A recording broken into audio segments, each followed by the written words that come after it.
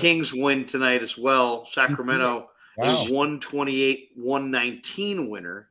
How about that? Kings win 128-119 in Phoenix. Warriors win almost identical, 125-116 at home. But guys, let's go around the room and as we often do in these post-game shows, and let's get everybody's primary takeaway from this thing. Frank, let's start on the bottom there with you. What did you think overall? Good win for Golden State. Curry took it over late. Give me your takeaway from the game. Yeah, excellent win. And I was kind of on the same wave that you were on. I think Coach Curry was kind of throwing his hands up in the air to management, fans, and everybody else, and particularly to Jordan Poole, and saying, listen, if you're not playing well, I'm going to play the best player. And right now, Donte DiVincenzo is clearly playing much better. And I think his teammates trust him more. So that was beautiful to watch him play a style of basketball that's reminiscent of him going back to Villanova in front of the team that traded him. So I got a man crush on Donte, man. I just love the way that guy plays basketball. It was awesome. I'm not surprised by what Curry does. You're talking about a generational player, my Joe Montana of the NBA, if you will. You never think that he's not going to get it done. And I think tonight was just representative of what this team is capable of in a series. So it's simple math. The Warriors can still win a championship. They don't have to win one game on the opposition's floor. And they have the ability to do magical things at home. So this was fun for everybody. It was a beautiful game to watch. Baller, what'd you think? What was your takeaway in this one? Exciting game. It's funny. The Warriors keep making these kind of statement wins. I mean, it has not been a fun year as far as, I think they've played beneath what at least I thought they were going to do, but they did find a way to beat Memphis earlier this year. They did find a way to beat the Celtics earlier this year. And then of course a big win tonight. I don't want to say they're sending messages because they're still horrible on the road defensively, but you heard Steph tell Lisa Salters there at the end. He's like, it's a work in progress. It's coming around. The Warriors feel like they're going to work their way into a championship rhythm where we're going to find out if it's possible. What did you think of what was your takeaway, Baller? Steph Curry put the team on his back in the fourth quarter and in overtime and led the team to victory. But before that, we have to acknowledge JaMychal Green, right? Both teams started out the game slow offensively, but JaMychal kept the Warriors afloat, hitting 3 threes in that first quarter, finished with a season-high 18 points. Frank acknowledged Donte DiVincenzo, who was spectacular. 6 of 12 from three-point range, 10 rebounds, so a double-double for Donte. And what I love about Donte is he brings it every game, and I'm talking about the way he attacks the offensive glass. He's flying in, soaring for these rebounds. I love the way Donte DiVincenzo's been playing, and it was a revenge game. Remember, the Bucks traded him away. They traded him to Sacramento. Yeah. So it was a revenge game for Donte. He showed up. It was great to see. And then back to Curry. Not only was he great offensively down the stretch, although Drew Holiday made him a volume shooter. He was kind of struggling midway through the game, but he turned it on late. That's Drew Holiday. Credit to Drew Holiday. He's a really good defender. But Steph turned it on. And how about the stop defensively late in that fourth quarter? On Drew. Yeah, the block on Drew Holiday. It was just beautiful defense and led to a big win that the Warriors needed. I like this kind of old man kind of. Sometimes like he just kind of looks like he's fed up, Curry. Like, but in a great way. Like, he had a run there where it just felt like he was like, look, man, even when he gets it going, he's always down for other people to eat. He's always looking for other people. He's always passing up a great shot. But he had a couple moments down the stretch where it was like, 4 guys are on me. I don't care. I know I'm en fuego right now. I will score this basketball if I just get any like teeny little look. Hey, Buster.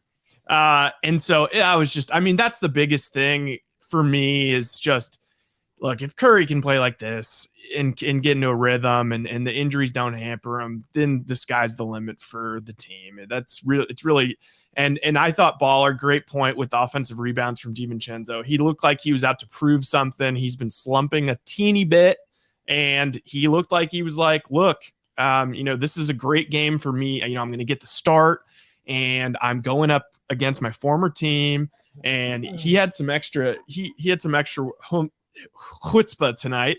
And I love the point of the offensive rebounds because that's what I was sort of trying to like say to Cy the other night is like he was, talking about how they lost Otto Porter Jr. and how it was this, but like DiVincenzo's an awesome rebounder as a guard. It's just like, who really cares? Like if you're bigger or smaller, they're like, as long as you get the production, who really cares? So yeah, it would have been the heartbreaking loss. Heartbreaking. I love the combination of DiVincenzo and Steph as far as their rebounding. What a phenomenal rebounding duo that is. Danny, can you go beyond your Blake Sable to give us a breakdown?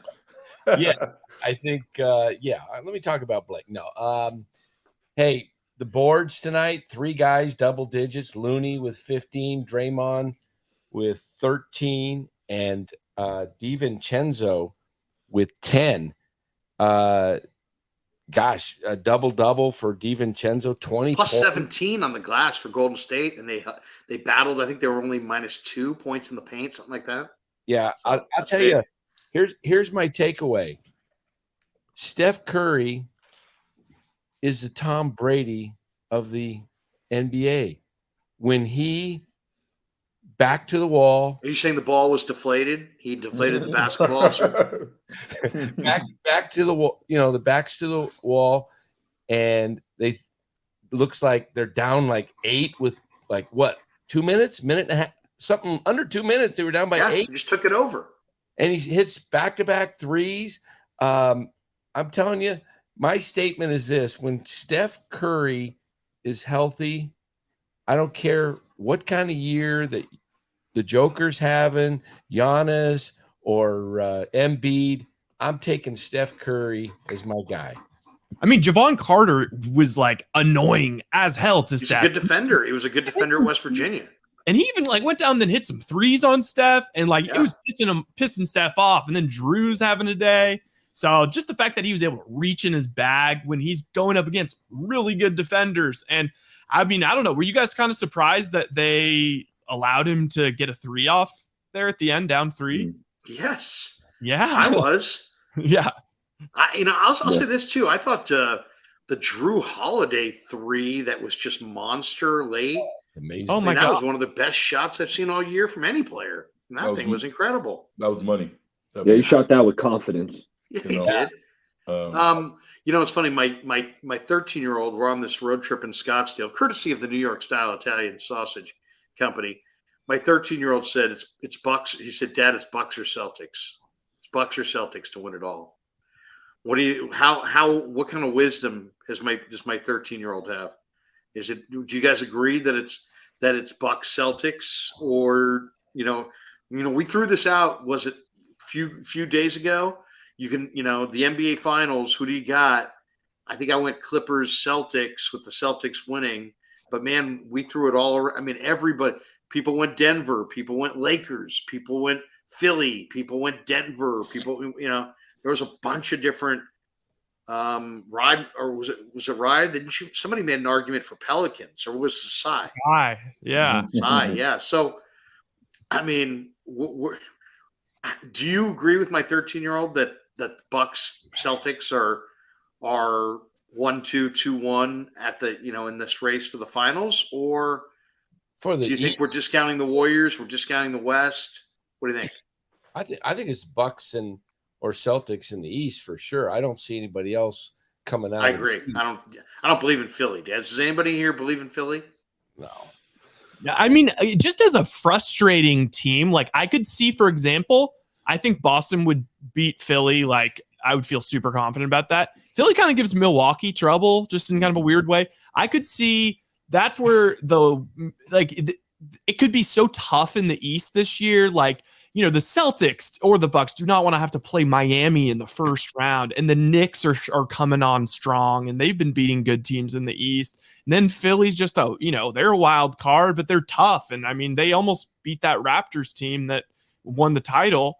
So I don't know. And then the Cavs can make some noise. So I'm hoping sort of that, the East kind of beats itself up, sort of like how the West used to with the Warriors, and then LeBron would just kind of, it seemed like he was half asleep, going through the East because it was such a foregone conclusion.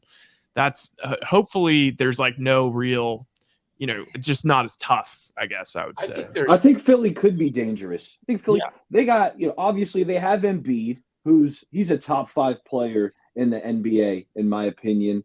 You got James Harden, who, he can still score the rock. Tyrese Maxey, Tobias Harris. Those are 4 good players. And then they got a couple of young wings. They got a Melton and a Milton.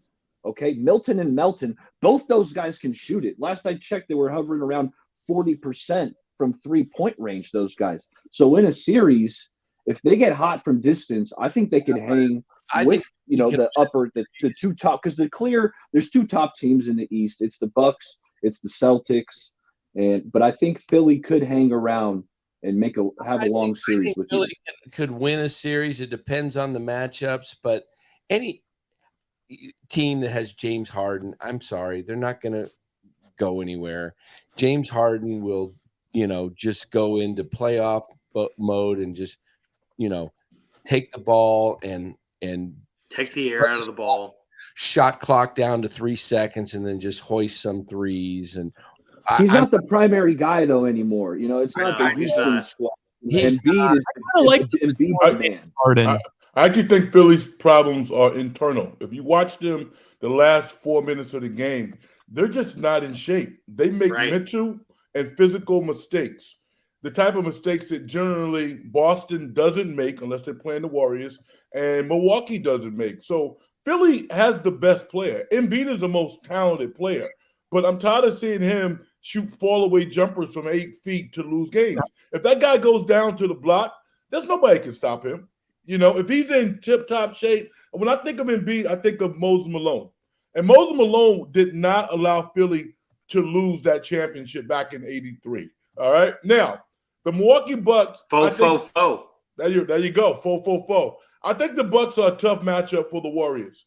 I think that the Warriors can beat any small level team. So as good as Boston is, I'll take the Warriors because Boston doesn't have a player as good as Steph Curry, particularly in the backcourt, as good as they are. So I like the Warriors' chances. If they can get a Boston matchup against Milwaukee, I think it's really, really tough. Yeah, it'd be tough with Giannis and Brook Lopez down there. How the hell did the Lakers let Brook Lopez go? Like, he was on that team like when LeBron first got to LA, and he was like a minimum guy. And he's awesome. Good player. Very good player. Is he really 5 blocks. Yeah, is he going to maybe be defense player of the year? They were saying that on the broadcast. That would be wild. I just don't even understand how you do the math of like Giannis like just won defensive player of the year, and now you're going to give it to Lopez, and Drew Holiday is one of the best defenders in the league. That's just like a lot of defensive accolades for one team.